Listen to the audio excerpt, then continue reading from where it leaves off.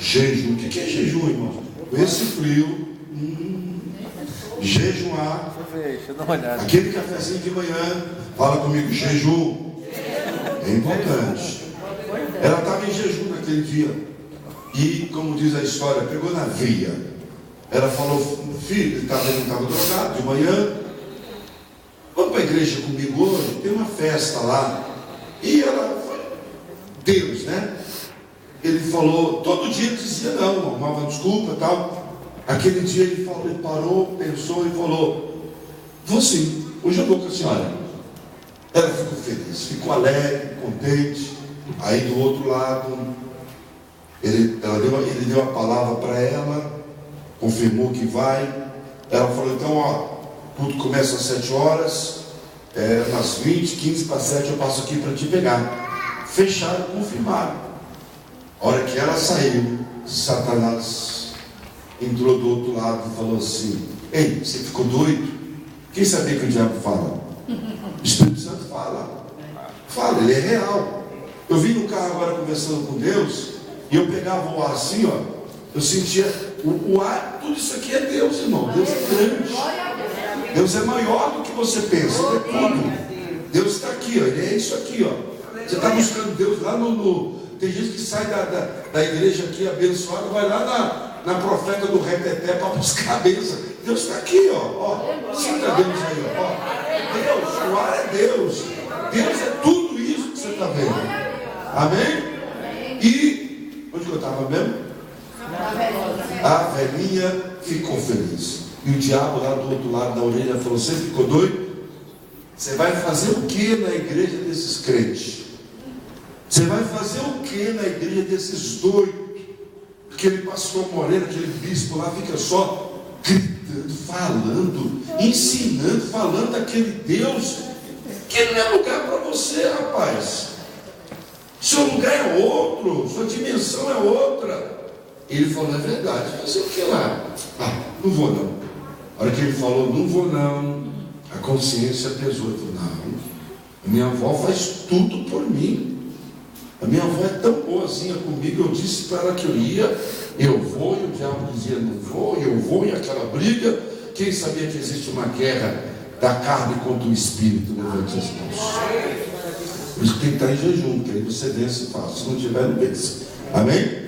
E aquela briga, e o diabo vendo que estava perdendo, o diabo falou assim, tá bom, eu libero você.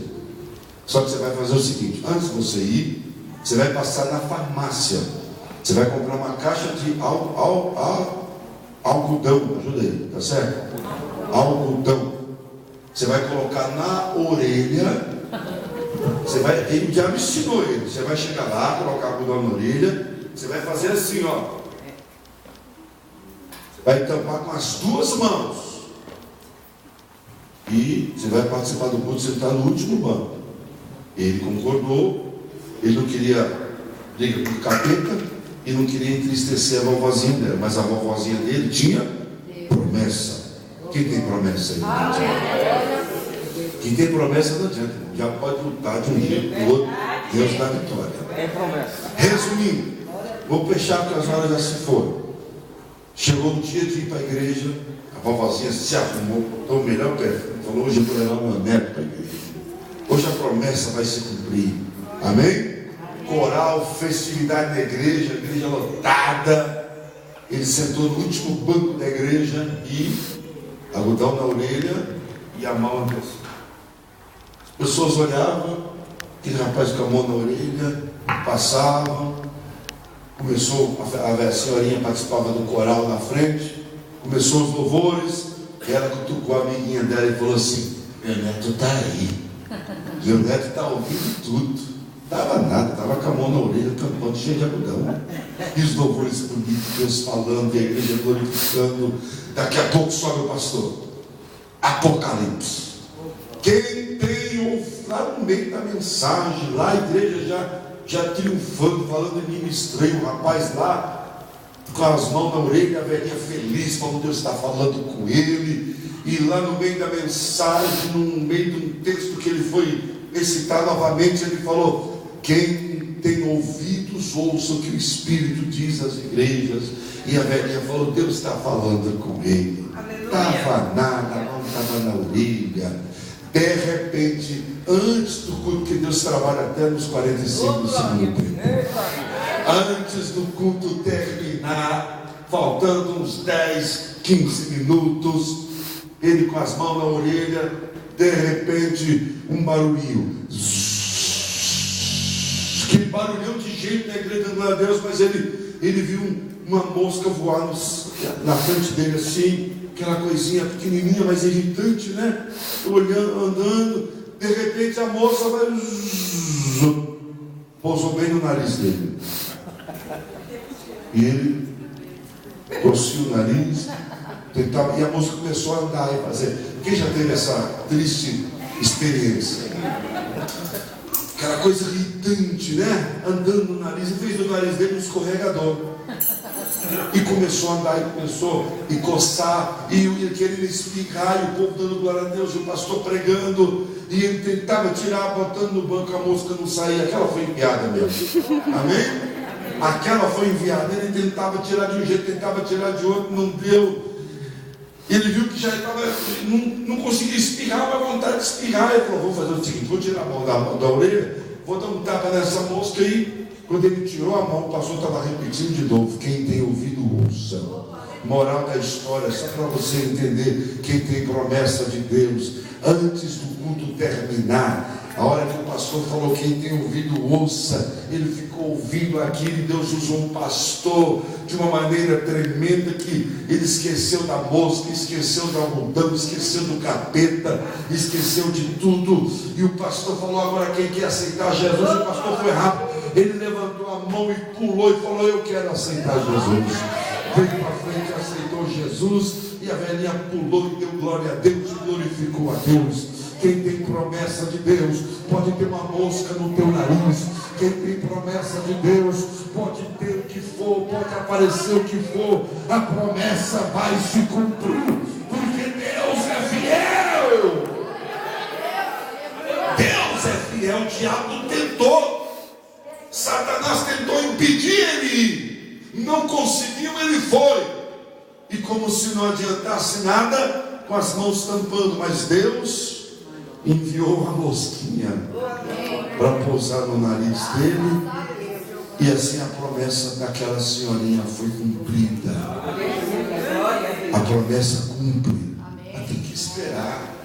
Talvez você convidou o teu esposo para vir para a igreja hoje, ele falou: não, amanhã você não vai convidar mais. Não, convida amanhã. O teu filho hoje ele não quis vir, mas convida para amanhã. Aquela bênção que você está buscando, você já fez um voto, já fez uma campanha, faz outro voto, faz outra campanha. Deus está provando a sua fé.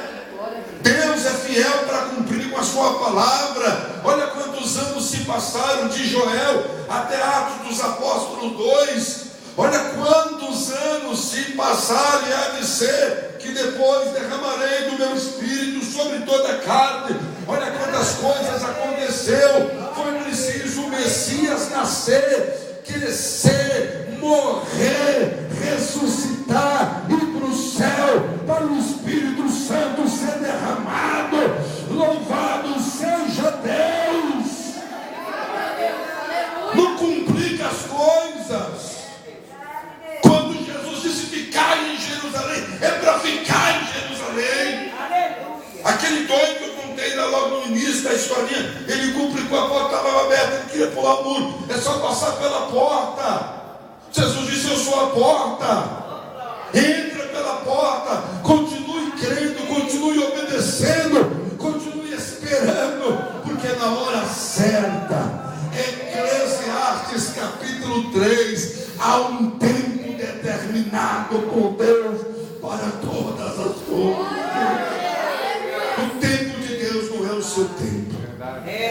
Eu estava passando hoje na Salim Fala Maluf, estava parada. Nunca vi a Salim Maluf parada que nem estava hoje. Há um tempo para todas as coisas. Deus sabe de hoje até amanhã. Um pastor amigo meu, o pastor Carlos, ele era representante da Azaleia, representante de várias marcas de sapatilhas, de sapato, em São Paulo e na Baixada Santista. Ele, em novembro do ano passado, final de novembro para dezembro, ele me chamou e falou: Laércio, estou indo no dentista, meu carro é rodízio, você está passando por aqui, eu estava passando por ali, e você me pega aqui e a gente vai, eu vou lá no dentista, você me encontra lá em cima do dia, tal, só estou resumindo.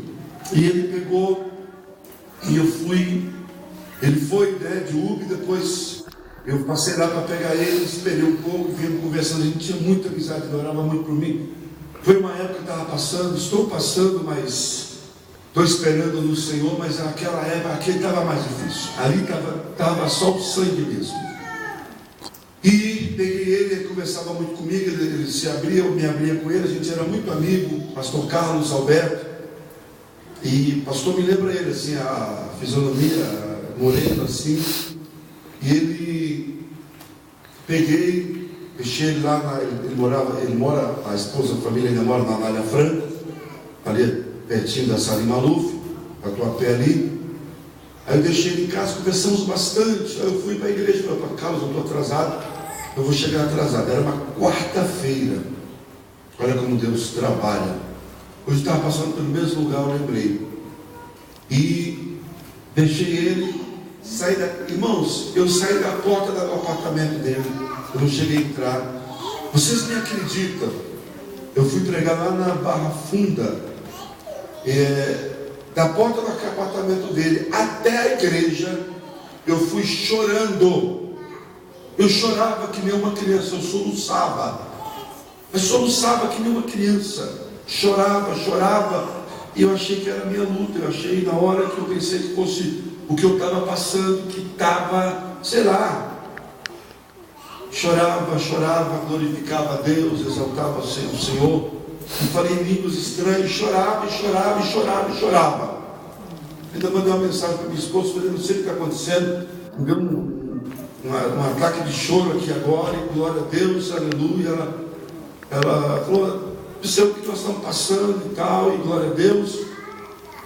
Final de novembro, dezembro, ele foi para o hospital fazer uma operação na coluna. Dia 5 de janeiro foi o velório dele, desse ano. Quem entendeu?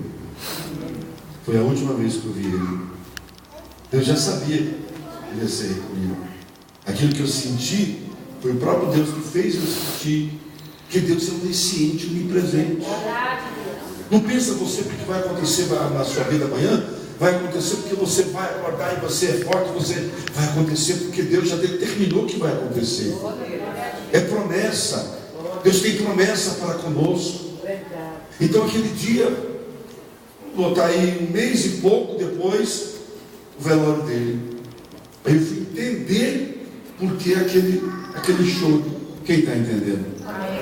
Porque Deus já sabia, já estava marcado no caderninho de Deus que ia recolher ele. Rapaz novo, uns 52 anos, 51 mais ou menos. Quem está entendendo? Então, irmãos, Deus está no controle de tudo. É difícil falar isso, é difícil fazer alguém entender isso, que está passando uma situação difícil. Como diz a Bíblia, no beco sem saída, que nem Israel em Piaerote. A Bíblia diz que Israel estava caminhando já em direção ao Mar Vermelho. Aí Deus aparece para Moisés de madrugada, para Moisés: volta para onde? Para Piaerote. O que é Piaerote? Montanha de um lado, montanha de outro, egípcio atrás e Mar Vermelho na frente. Estava pertinho, já estava quase chegando lá. E não tinha montanha do lado. Se Faraó viesse, estava para fugir. Deus mandou voltar para Piaerote, beco sem sair. Mas Deus tem o seu tempo certo. E Deus está falando com alguém aqui nesta noite, começando por mim. Deus tem o seu tempo de agir. Você só precisa crer, você só precisa obedecer, você só precisa esperar, porque a promessa vai cumprir. Mas o diabo vai tentar impedir. Se você crer, se você obedecer e se você esperar, a promessa vai cumprir. A promessa vai cumprir. Deus tinha promessa com Daniel, 21 dias de oração e jejum. Deus mandou o anjo mensageiro, vai lá, diz para Daniel que O anjo mensageiro foi e encontrou o quê? Resistência. As forças do mal. Mas não, Deus não tem isso. Deus mandou o mensageiro. O mensageiro não deu resultado? Então vou mandar o anjo guerreiro. O anjo guerreiro foi, pelejou, guerreou e trouxe a mensagem. Não temas, Daniel, porque desde o primeiro dia em que aplicaste o teu coração a se humilhar e a compreender perante o teu Deus, são ouvidas as tuas palavras. E fecha o versículo. O anjo diz: e eu vim por causa das tuas palavras. Não tem nada difícil para Deus. Eu não preciso entrar em muralhas, eu não preciso entrar em fogo, eu não preciso entrar em leão, eu não preciso entrar em nada dessas passagens que vocês estão mais do que acostumados a ouvir. É só esperar. Espera, irmão, espera. Mas espera aqui, ó. Não é lá. Você vai para lá, você vai ficar procurando, vai ter que começar tudo de novo. É aqui, Deus está mandando aqui. É para ficar em Jerusalém. É em Jerusalém que Deus quer você. A promessa vai cumprir. Se não vai cumprir amanhã, vai cumprir depois. Se não cumprir depois, vai cumprir depois. Mas vai cumprir na hora de Deus. Não é a placa da igreja que vai adiantar a promessa de Deus na tua vida. Não é o tempo de pastor lá, não sei de onde que vai adiantar. A promessa vai cumprir no tempo de Deus. O tempo de Deus ninguém pode mudar. O tempo de Deus ninguém pode intervir. Não tem pastor, não tem placa de igreja. É Deus que faz cumprir. É Deus que cumpre. Levanta a mão e glorifica o nome do Senhor. Só para fechar, eu não quero atrasar. Uma senhorinha bem velhinha, orava todo dia para Deus salvar o filho dela. Eu vou colocar uma pilha do Duracell aqui para ser bem rápido. Orava, jejuava, sábado no sábado. E quanto mais ela orava, quanto mais ela jejuava, mais um rapaz chegava bêbado em casa. Mais um rapaz chegava bêbado, ele era um alcoólatra. Bêbado de manhã, bêbado de tarde, bêbado à noite. Todo dia bêbado, a velhinha orava. Um certo dia, todo dia, no horário da noite, ela dobrava o joelho na beira da cama. Era uma família muito pobre, uma casinha de sapé, nem piso não tinha na casa. Um certo dia, o rapaz chegou bêbado à noite para casa, estava aquela multidão de gente, famílias, familiares, carros, ele assustado, meio bêbado, mas ainda dava para entender mais ou menos. Alguém chegou para ele e falou: olha, meus pêsames, sua mãe morreu. Ele mesmo bêbado começou a chorar, aí foi lá, ele fez mais aquele barulhão todo, né? Exagerou um pouco, abraçou o caixão, e não vai, pouca senhora, não vai, e morreu. No outro dia enterrado de manhã, 10 da manhã, ele não tinha bebido, estava sóbrio. Ele voltou para casa, ele chegava sempre tarde da noite, nunca tinha tempo para ela, a comidinha dele estava lá no fogão. Ele chegou naquele dia e começou a fazer uma arrumação lá nas coisas, sozinho. Entrou no quarto dela. Ele percebeu que na beira da cama dela, onde ela dizia muitas das vezes para ele: a comida está no fogão. Ele falava: tá bom. Ele chegou no quarto e ele percebeu que na beira da cama tinha 2 buracos. Eram os 2 buracos onde ela costumava dobrar o joelho todo dia para orar para Deus salvar ele. Ela morreu sem ver ele salvo. Mas naquele dia, ele dobrou o joelho e falou: Jesus, eu te aceito como o único e suficiente Salvador da minha vida. Continue esperando, irmão. Não desista. Tá bom? Fica de pé. Pastor, não era isso que eu queria ouvir hoje, mas era o que Deus tinha para falar com você.